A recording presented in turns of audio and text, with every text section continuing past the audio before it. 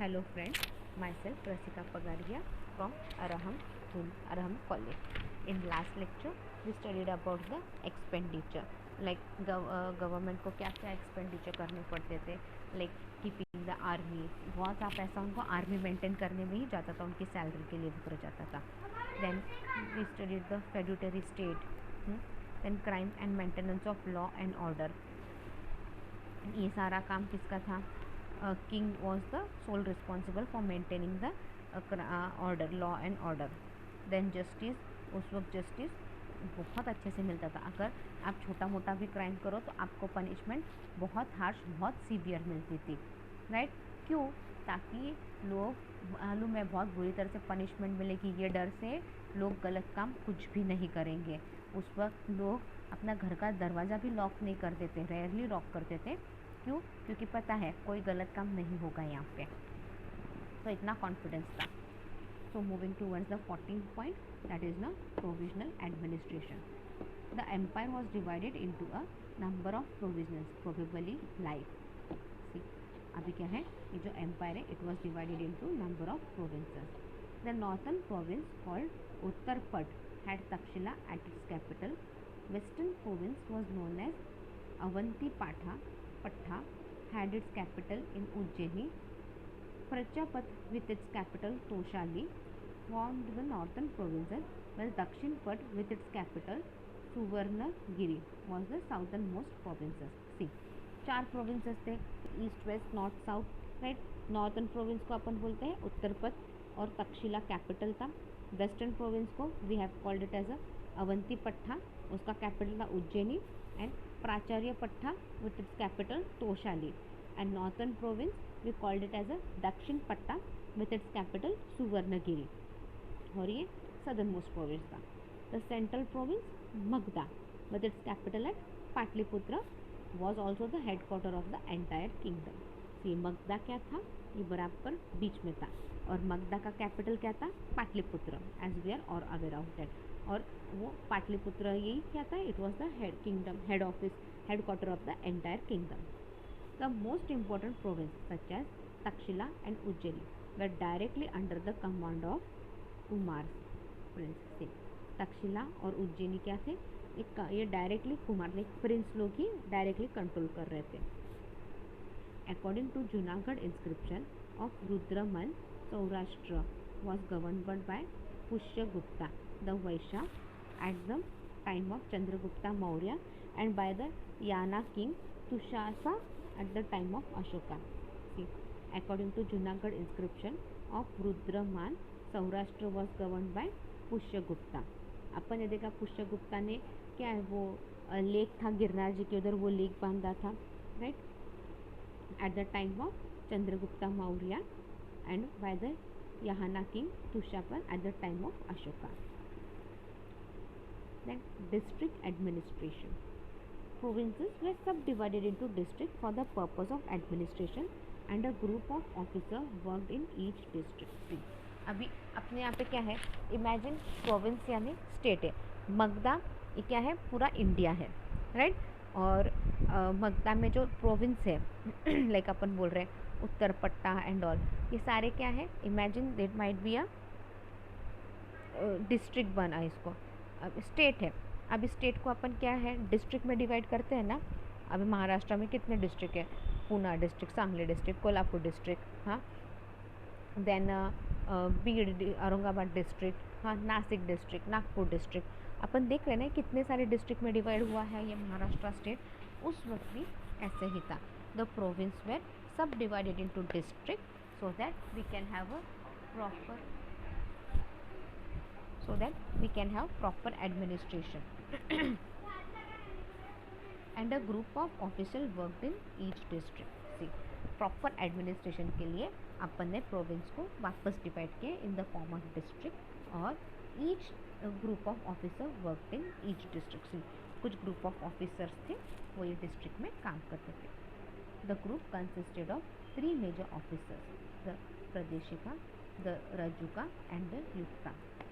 अभी 3 major officers थे उसमें उधर, that was the Pradeshika, Rajuka and the Yukta. There in turn were assisted by other, और इन इनके हाथ के नीचे और लोग रहते थे जो असिस्ट करते थे. The status of the Rajuka was subordinated to that of the Pradarshika. अभी राजुका का स्टेटस क्या था? It was subordinate to the Pradeshika. Among the duties of the Pardeshika was included that of making a tour every 5 years to inspect the entire administration of area under its control. अब प्रदेशिका का क्या था? उसको हर 5 साल में complete tour करना पड़ता था सो दैट वो देख सके administration is working on properly और नॉट, और सब कुछ कंट्रोल में है या नहीं. The Rajuka belong to the department of administration responsible for surveying and accessing land. So here on the page number 59, sorry. See, the Rajuka belong to the Department of Administration. अब राजुका ये department को belong करता था जो land के लिए देखता था, सर्वे और एक्सेसिंग ऑफ लैंड देखता था. लाइक लैंड को प्रॉपर सर्वे करना और वो लैंड प्रॉपर लोगों को देना. The Yukta mentioned in rock edict 3 appear to have been a subordinate official. See, the Yukta mentioned in Rock Edict 3, उसमें अपन ने subordinate officer के बारे में बोला है. The duties of the Yukta largely comprise secretarial work and accounting. See, अब युक्ता का काम क्या था? It acted as a secretarial work, एक secretary की तरह काम करता था और accountant का भी काम करता था. There was an intermediate level of administration between the district level and that of the village. See, अब क्या है? There was an intermediate level, एक बीच में का लेवल रहता था एडमिनिस्ट्रेशन में जो डिस्ट्रिक्ट लेवल और विलेज लेवल दोनों के बीच में का ये एडमिनिस्ट्रेशन लेवल था एंड वो बीच में काम करता था अच्छे से. The two important officer concern about the administration of this unit were the Gopa and the Stanika. ठीक, अभी दो इम्पॉर्टेंट ऑफिसर थे हाँ जो एडमिनिस्ट्रेशन अच्छे से संभालते थे. That was the Gopa and the Stanika. The Gopa worked as an accountant to the unit. See, Gopa, it worked as an accountant, right? The tax was collected by the Stanika, who worked directly under the Pardeshika. See, the tax, ये tax कौन collect करता था? The tax was collected by the Stanika, और जो who worked directly under the Pardeshika, और जो ये tax जो कलेक्ट करते थे स्तनिका टैक्स कलेक्ट करता था and it use to work under the Pardeshika. Next is the village administration. Village Grama was the smallest unit of administration.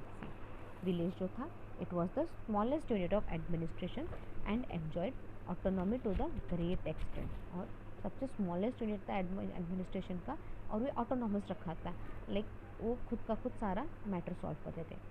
The head of the village was called Gramika, that was assisted by Gram Vidhas और village elders. The head of the village उसको अपन ग्रामिका बोलते हैं और ये जो बुजुर्ग लोग रहते थे वो सारे विलेज के मैटर सॉल्व कर देते थे. ग्रामिका वॉज नॉट पेड सर्वेंट. ग्रामिका जो था जो हेड जो पंचायत का हेड था उसको कोई सैलरी नहीं मिलती थी, उसको लोग इलेक्ट करते थे और वो सेवा करता था लोगों की. About the Gramika did a Gopa who was the head of 10 villages and Sanika was controlled a Janapadas और अ डिस्ट्रिक्ट कॉम्प्रोमाइज 100 विलेज. से अभी ग्रामिका के आगे कौन था? गोपा था जो 10 विलेज का हेड रहेगा और स्तनिका क्या है? ही वॉज हु कंट्रोल, वो जनपदा कंट्रोल करता था और डिस्ट्रिक्ट जिसके अंदर 100 विलेज रहते थे. Most of the dispute of the village were settled by the Gramika in open panchayat. से बहुत से डिस्प्यूट जो विलेज के रहते थे वो ये ग्रामिका सेटल करते थे, पंचायत में ही वो सेटल कर दिए जाते थे. Then municipal administration. A number of cities are mentioned in the edict of Ashoka such as Pataliputra, Taxila, Ujjain, Tosali, Suvarnagiri, Samapa, Isalia, Kaushambi, etc. And the Arthashastra devoted a full chapter to the rules for the city. Superintendent Megastin has described in detail the administrative setup of Patliputra, and it is presumed that by and large similar municipal administration would be applicable to other cities as well. See, अब क्या बोल रहे हैं यहाँ पे? A number of cities are mentioned. अभी बहुत से सिटीज़ सुने अपन ने अशोका के इसमें, लाइक पाटलिपुत्र, तक्षशिला, उज्जैन, सुवर्णगिरी, ये सारे बड़े बड़े सिटीज़ हैं। और इसके ऊपर एक फुल चैप्टर लिखा है, rules of the city, rules for the city superintendent, जो रूल्स रहते हैं सिटी के सुपरिटेंडेंट के लिए, उसके ऊपर एक पूरा चैप्टर लिखा है। फिर मेगास्थिनी में डिटेल में एडमिनिस्ट्रेटिव सेटअप कैसा रहना चाहिए पाटलिपुत्र का एंड ऑल, एडमिनिस्ट्रेटिव सेटअप कैसा था उसके बारे में पूरा डिटेल पाटलिपुत्र के बारे में बोला है। और फिर municipal administration of other cities भी बोला है, कैसा रहना चाहिए, क्या रहना चाहिए, उसके बारे में भी बोला है।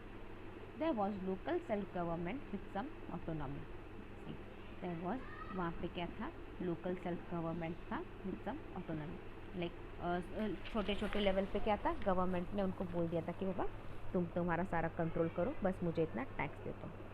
The important affairs of the city of Patliputra were conducted by the body consisting of 30 commissioners who had formed themselves into 6 borders of 5 members each. See, the important affairs, Patliputra के important affairs, it was conducted by the 30 commissioners, like 30 commissioners रहते थे, and they used to take care of the administrative of the city of Patliputra. और उसके नीचे क्या थे, 6 bodies थे, हाँ बोर्ड्स, 6 बोर्ड्स, जैसे अपन बोलते हैं ना अलग अलग डिपार्टमेंट है, 6 बोर्ड्स थे और ईच बोर्ड में 5 मेंबर्स थे। The first board look provided raw material, fix the wages. पहला बोर्ड क्या काम, अपन 5 बोर्ड की बात कर रहे हैं और एक बोर्ड में 5 मेंबर्स रहते थे। तो फर्स्ट बोर्ड क्या काम करता था, it use to make provision for raw material और फिक्स सैलरी देता था, एक फिक्स सैलरी भी करता था। वेजेस, बाबा इतना इतना रॉ मटेरियल प्रोवाइड करूँगा, इतना इतना वेजेस मिलेगा आपको। Second board was for the visitors, second board जो पाटलिपुत्र में आते थे उनका ध्यान रखता था, specially foreign tourist who came to Pataliputra for business. Second board it use to take of the visitors, specially जो फॉरेन कंट्री से लोग आते थे just to do the business with the Pataliputra, उनका ध्यान रखता था। फिर it arranged for their food, stay and transport and provided all possible help. See, वो सेकेंड बोर्ड जो क्या है, जो फॉरेनर्स आते थे, स्पेशली जो फॉरेनर्स आते थे उनका खाना पीना रहना ट्रांसपोर्टेशन इन सब का ध्यान रखते थे और उनको जितना हेल्प कर सकते थे उतना हेल्प करते थे। If a foreigner died, his dead body was properly disposed of and his belonging were handed over to this heir. अगर फॉरेनर क्या हुआ, इंडिया तक पहुँचते पहुँचते रास्ते में कुछ सी रूट से आना पड़ता था, उस सी रूट में कुछ हो जाता तो वो डेड बॉडी आ जाती थी उसकी यहाँ पे इंडिया तक, तो उसकी डेड बॉडी अच्छे से प्रॉपरली वो लोग बरी करते थे और उसके जो भी बिलोंगिंग्स थे वो उसके लीगल हेरी को दे देते थे। The third carefully recorded in the register, third क्या करता था, जो भी आए गए उन सब के बारे में रिकॉर्ड रखता था रजिस्टर में। The fourth board kept a vigil of the manufactured goods and sale of the commodity. Fourth board क्या करता था, कितना मैन्युफैक्चर हुआ है गुड्स, कितना सेल हुआ है, राइट, इन सब का ध्यान रखता था। क्या कमोडिटी आई, कितनी मैन्युफैक्चर हुई है, कितना सेल हुआ है, कितना टोटल स्टॉक था, कितना सेल हुआ है, कितना डेड स्टॉक रह गया, इन सब का ध्यान फोर्थ बॉडी रखता था। It also ensured that the items were not adulterated and it make sure कि बाबा जो भी कमोडिटी है उसमें अडल्ट्रेशन कुछ ना हो। The fifth board regulated trade, issued license to the merchants and checked their weight and measurement। तो fifth board क्या है, वो ट्रेड का ध्यान रखता था, वो मर्चेंट को लाइसेंस देने का, प्रॉपर वेट वगैरह चेक करने का, प्रॉपर मेजर सारा करने का, it was the fifth board. The sixth board collected thesis was a tenth of all the goods sold in the city. See, sixth board tax collect करता था, जो भी आपने बेचा उसका 1/10 पोर्शन हमको चाहिए। The member of the city council were not elected but appointed। सी, जो ये members थे ऑफ सिटी काउंसिल्स के, राइट, जो अपन 30 कमिश्नर बोल रहे हैं, दे वर नॉट इलेक्ट नहीं किए जाते थे, उनको किंग अपॉइंट करता था। Still the cities enjoyed some autonomy, फिर भी इन सिटीज़ को थोड़ी बहुत छूट रहती थी। Taxila for example was Nigama and issued its own coin. See Taxila क्या करता था, उसके तक्षशिला के उनके खुद के कॉइन वो खुद मैन्युफैक्चर करते थे और उनका अलग से कॉइन्स वगैरह था। The city council had appointed officer to look after the public welfare such as maintenance, repair of roads, market, hospital, educational institution, harbour, temple, sanitation, water supply etcetera. City council ने appoint किया था public welfare officer और उसका काम क्या था, road वगैरह maintain करना, टेम्पल बनाना, sanitation, harbour, educational institution, market बनाना, प्रॉपर वाटर सप्लाई का ध्यान रखना। The officer in charge of the city was नगारका। See the officer in the city incharge उसको क्या बोलते थे, नगारका। It is doubtful if any of the contemporary Greek cities were so well governed. It is doubtful कि वह Greek की city में भी इतना अच्छा कभी गवर्नमेंट रहा होगा कि नहीं, ये भी आज हमको डाउटफुल है। The Mauryans were credited with having been the pioneer who involve elaborated rules for agriculture, animal husbandry, trade, commerce, education and army and so on. See ये जो मौर्यन एम्पायर है they are very important in the history. क्यों, उन्होंने proper rules निकाले और सारे rules अच्छे से लोगों को रूल्स अच्छे से बोले भी है, समझाए भी है लोगों को, like rules regarding agriculture, animal husbandry, trade, education, commerce and so on. They could rule over a vast empire, the biggest in the contemporary world, with peace and tranquility for more than a century. See, they could rule the vast empire. उन्होंने इतना vast empire rule किया और बहुत अच्छे से rule किया, पूरी शांति के साथ रूल किया और काफ़ी सालों तक रूल किया। It was a highly organized administration under a powerful bureaucratic at the center with enough province for local self government। से ये प्रॉपरली ऑर्गेनाइज था, लाइक इतने अच्छे से ऑर्गेनाइज था और इतना पावरफुल था कि लाइक सारी पावर सेंटर के पास रहेगी, बट प्रोविंस को भी सेल्फ गवर्नमेंट करने की परमिशन थी। The government did not only collect revenue but involve itself in production and commercial activities. See government सिर्फ रेवेन्यू ही कलेक्ट नहीं करती थी, बट उसने इन्वॉल्व भी किया था in the production and commercial activity. The welfare of the subject was its primary aim. See लोग सबका अच्छा हो, यही उनका मेन एम था। The Mauryan system of administration endured without much change even after the empire disappeared. The Mauryan system क्या है, administration बहुत अच्छे से चला, इवन अगर एम्पायर भी डिसअपीयर हो गया तब भी वो अच्छे से चला। We'll wind up our lecture here. In next lecture we'll be study about the socio-economic and religious life in Mauryan period. Meanwhile, you read the topic well because we'll be finishing this topic in 3 to 4 lectures. अगर आपको किसी भी point पे अगर doubt है, if you feel some doubt, just mail me on my mail ID. My mail ID is rasika.pagaria@arahamedu.in. Thank you.